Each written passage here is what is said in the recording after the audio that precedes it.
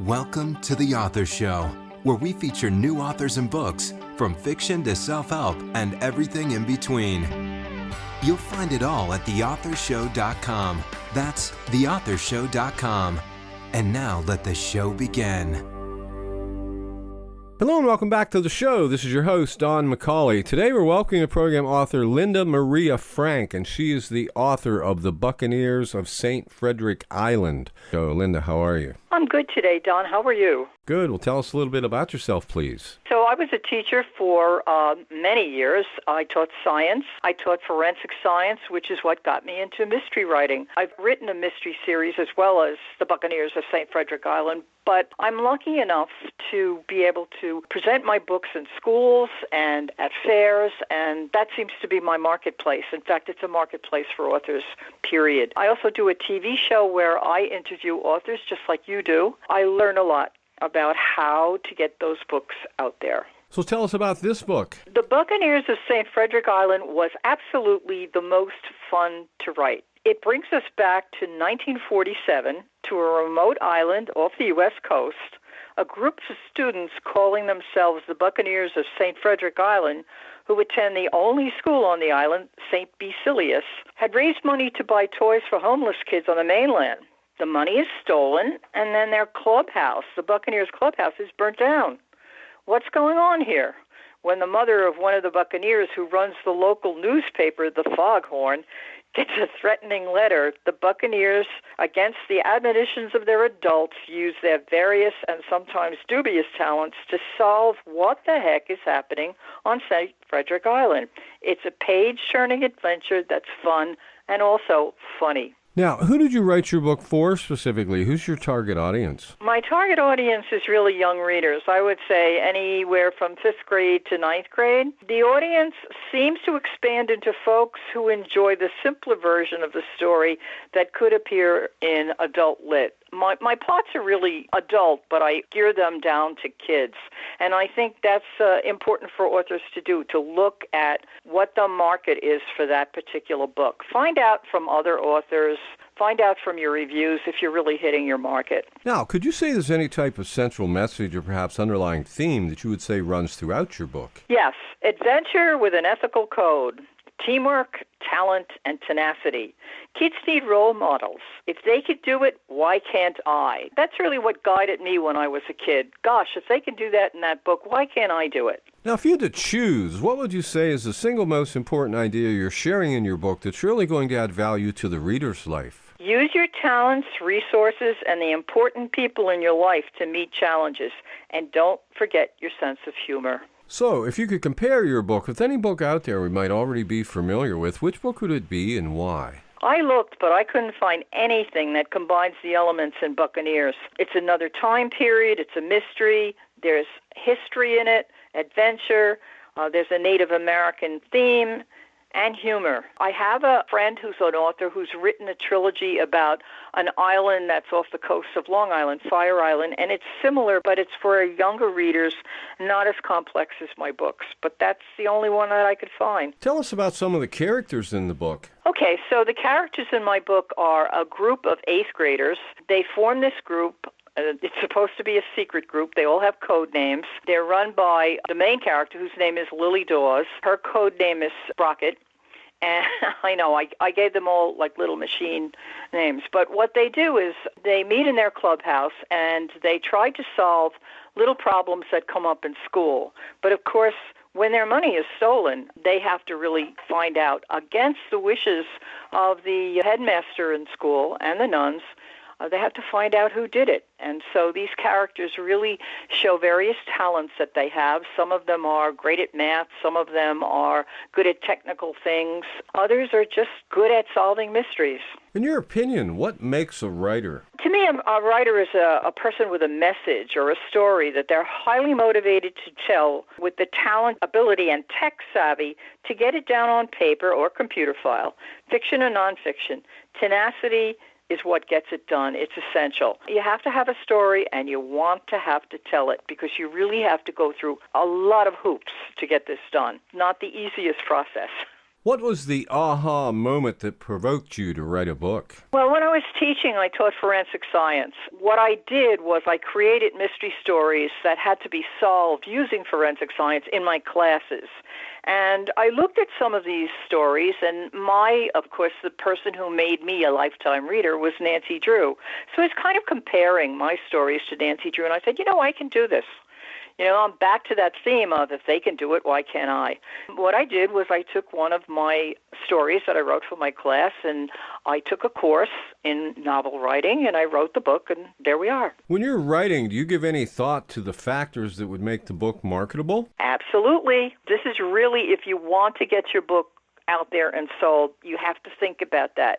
You have to create lovable characters, or at least characters that engage you. You can have hateful characters too, but the characters have to engage. You need page-turning plots and interesting settings. This is what seems to grab readers if you get that message across in your book blurb. If you get those ideas into that book blurb, it's like the elevator pitch, in 5 sentences. Get that person to buy your book. But if you get those across, your book will be successful. Now, do the books you read influence your writing style? Yeah, absolutely. As a writer, I'm always trying to improve my craft. So like any writer, I'm an avid reader.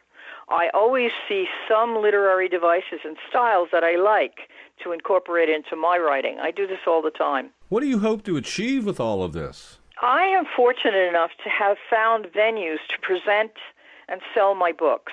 It's either school fairs or church fairs and book events. This affords me the joy of seeing my books read, getting helpful feedback, and sharing ideas with other authors. So how much work is involved in actually writing a book? It takes me about 2 years to get the first draft down. I make outlines to make the plots flow and do the research to get the background history, science, and setting into the story. Then I have to take the characters I create and help them in sympathetic ways to move the plot along. The research takes time, and it can remove writer's block. Some authors ask me if I ever had writer's block and what do I do about it. And basically what I say is I don't care what your story is about. Think about your setting and research the setting. I don't care where the book is set. There's going to be some information about background. And that sometimes can inspire you to change your plot a little bit and to flesh it out. So I think research is a very important part of writing a book. And I'm a very organized writer. I have outlines and flow charts, and because it's a mystery and everything has to make sense at the end. You can't throw things into a mystery that just go nowhere, and you can't come up with an answer that came from nowhere. So you have to be organized. Now, did your environment or upbringing play any major role in your writing? Yes, I went to Catholic school. Saint BeSillius, if you think about the term, there is no Saint BeSillius, but I made her up. She's the patron saint of mimes. There's a lot of silliness in this book, but fun silliness. So I went to the Catholic schools all the way through, and so that kind of inspired me to use my experiences because many of them were interesting, many of them were funny. I wrote an introduction to the book, and it talks about an experience that I had in Catholic school back in 1947. Certainly, that environment inspired this story, and of course, my background in science and my love of history play into my writing a great deal. What can you tell us about this genre and why you prefer to write in this genre? I think it's basically because of the fact that Nancy Drew made me this lifetime reader. I have always loved mysteries. Obviously, I'm teaching forensic science. I think that authors choose the genre that they write in based on their environment and their personal histories. Besides loving Nancy Drew and loving mystery stories, it's what I enjoy most in a book. This genre, mystery, the puzzles, the science that's used, all of this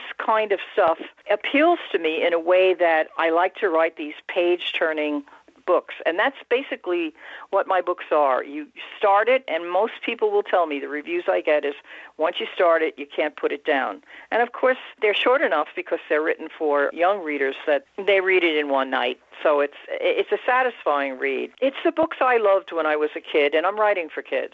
So that's why I chose that genre. What's been your most rewarding experience since publishing this book? Next to being on the author show, actually, it's good reviews. I love a good review. I had The first review that was written of this book was a woman who's written reviews for all of my books, and I trust her to write something that's not just going to be lots of flowery phrases, but she's going to find the flaws in the book as she sees them, and she's going to give me a good critique, which is important. All authors need to have a good constructive critique. But the first words that she said in the review was, "I love this story." And that is just the most rewarding thing that you can hear, is people saying, "When are you going to write the next one?" I get that a lot too. So that's really wonderful to hear that. So how would you describe your writing style? Page-turning adventure with characters you fall in love with, laced with facts that I sneak in at every opportunity. I had one reviewer say that. You really do sneak in a lot of facts. And of course, as a teacher, I can't help myself.